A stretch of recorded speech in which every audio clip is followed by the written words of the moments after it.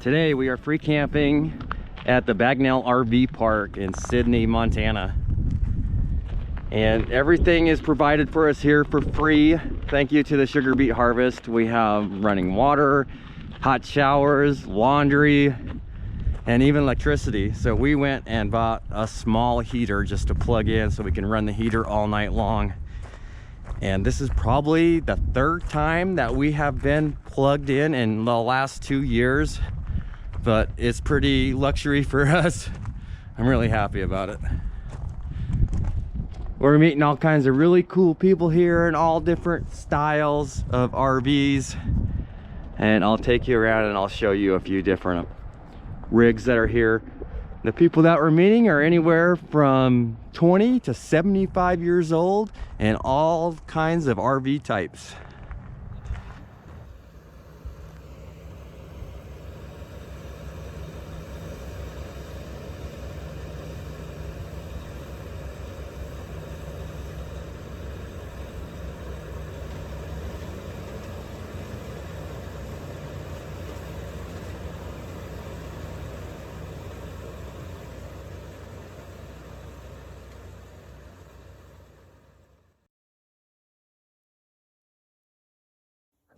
This is a machine that piles the beets. This year at the Sidney factory yard, we had 6 pilers. And yes, they are quite old. They might be as old as a factory, which was constructed in 1923.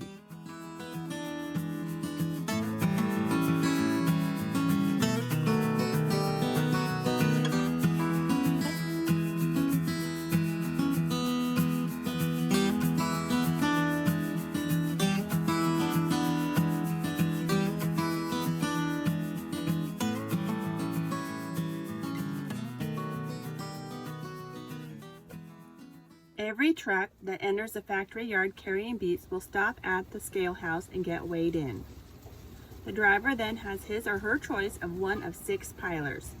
As seen here, they're driving through the gates.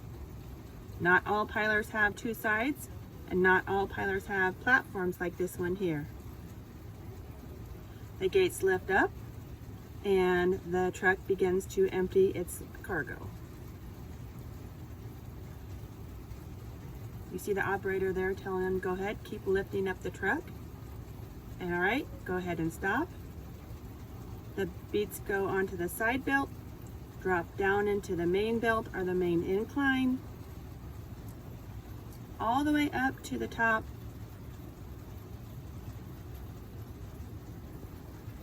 Through the machine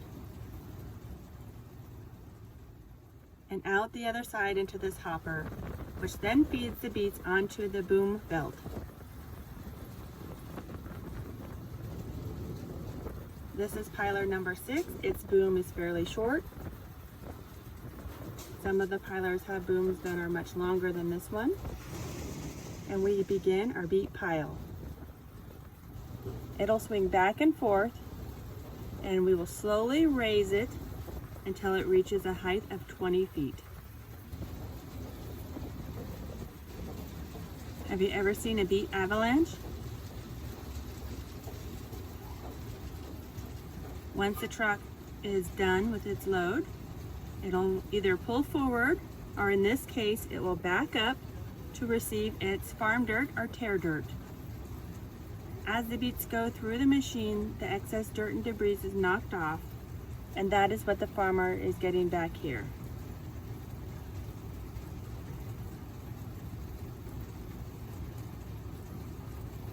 Once done, he's off to the scale house to weigh out, and the process repeats over and over and over for 12 hours.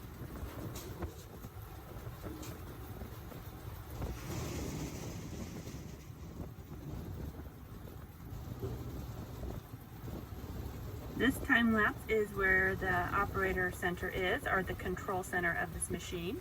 That is me there on the right. It's at this point, this is where we raise and lower the gates so the trucks can come through. We operate the belts, we operate the boom, we back the trucks up to the gates, we give the farmers their tear dirt, and we keep an eye on our teammates on the ground, make sure everybody's safe.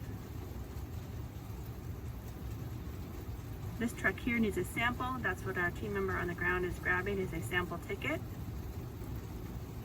They will also help keep an eye on that boom and let us know when it's time to move back. And occasionally we have a spill of beets and they help us clean up the beets as well. Speaking of moving back, once we get to that 20 feet height of the boom and the beets reach that height, we move back 3 feet, and we do this process all over again until it's time to move back another 3 feet, and so on and so on and so on. Remember when I said these machines might be as old as the factory? Well, mechanical issues do happen quite often on these. This is piler number 4. This is a pretty major issue here. You see lots of associates trying to get the beets off the belt. There's a lot of moving parts on these machines and they need to be lubricated and oiled. The chains break, tracks break, belts break, you name it, hydraulic. This is what happens when you get a mechanical issue that needs fixed. I'll show you. 1, 2, 3, 4, 5, 6, 7, 8, 9. All waiting to get rid of their beets.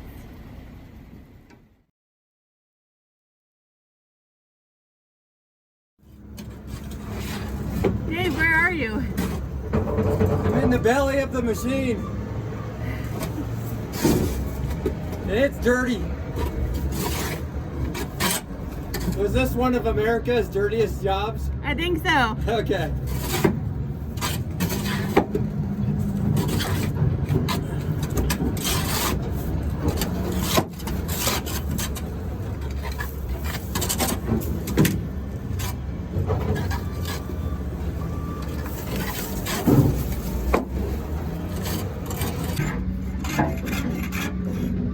Looks like chocolate, but it's hard like cement.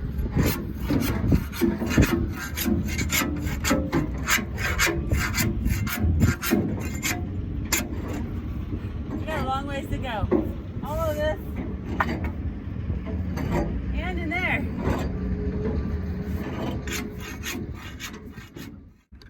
All right, this is day 6.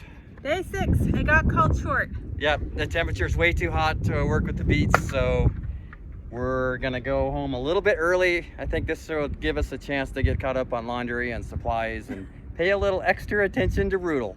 Yeah, and as you can see, there is no beauty contest with a hard hat. And there's a good chance tomorrow is going to be called off as well, so. Yeah, I would have never guessed that we'd be called off due to heat, but anytime the beets get over 55 degrees, it's an off day. Yeah. On this day, we had 25 to 30 mile per hour winds with gusts over 40 miles per hour. And at this point, we had to call the day short because it's just too unsafe to work with the boom and the winds. It is October 12th. We just had 4 days off because it was too hot. It was 83 degrees on Saturday. Now it has changed because now it's borderline too cold. Yes. Only like a day later, so we just worked this full 12-hour shift. It's starting to get pretty chilly. We're freezing.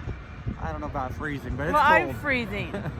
Actually, later this week, we're getting some very cold temps into the highs of 38 degrees Fahrenheit. Yeah, we're hoping we'll be all the way done by then and we won't have to endure the extra cold temperature. This is October, what is it, 18th? Yep. So this is beet harvest day number 20. We're almost done. Yeah, We're tired. We're definitely tired. It's starting to wear on us a little bit, and the weather It's turned. It's turned for the worse, I guess you could say. So it's been very cold today, and it's now been raining for the last 2 hours. Yeah, it's getting muddy. It's going to be interesting just driving out of the lot.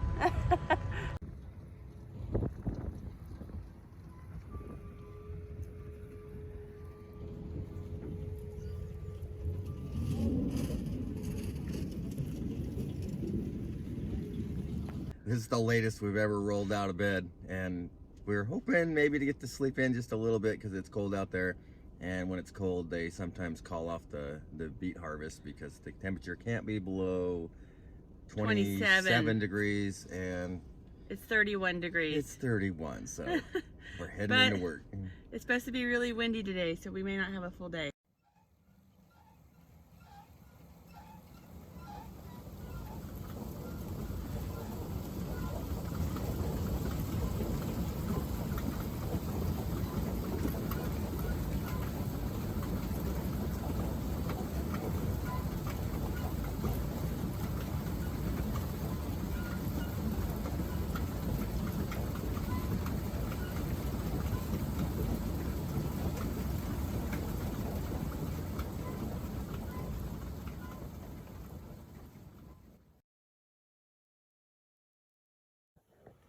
This is piler number 4, the biggest piler on the factory yard. And this pile of beets will be the last beets processed in the factory. And what we're doing here is they are installing ventilation tubes to help regulate the temperature of this pile. The beets are piled up over the tubes, and when we're all done with the season, all these fans will be plugged in and air will be pumped through this pile. They do this to prevent spoilage, to prevent any hot spots, and keep the beets nice and fresh.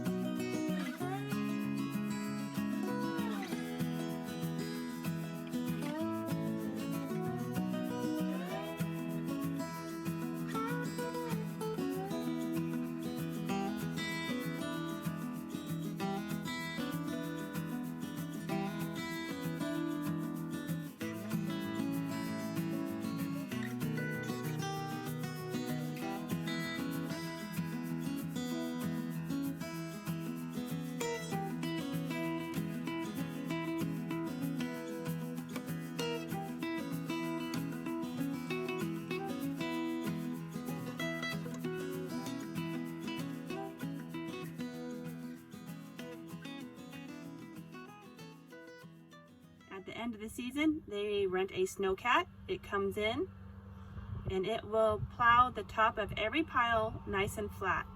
So there's no ridges or dips where snow can accumulate and cause a problem with rot or any hot spots.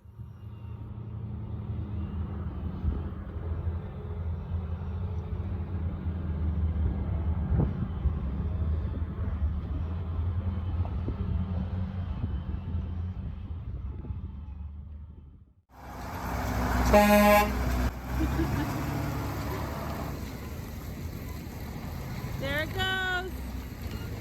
The last truck of the season!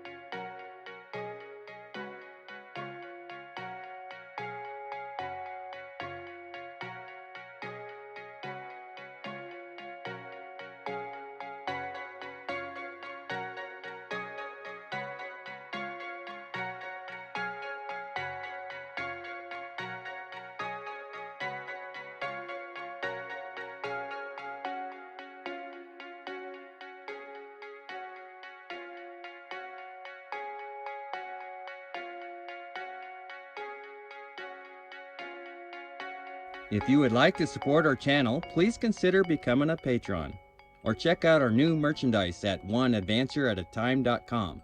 We also have stickers available in our website store. Thank you for watching.